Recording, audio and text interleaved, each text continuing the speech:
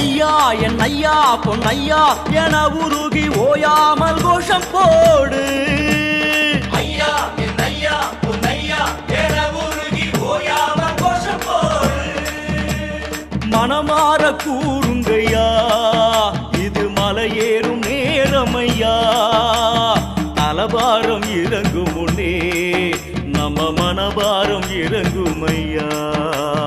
ஐயப்பான பாடு பொன்னையன தேடு பரவச வழிபாட்டிலே. கட்டுங்கட்டி சபரி காட்டு வழியேறு குருசாமி துணையாகவே.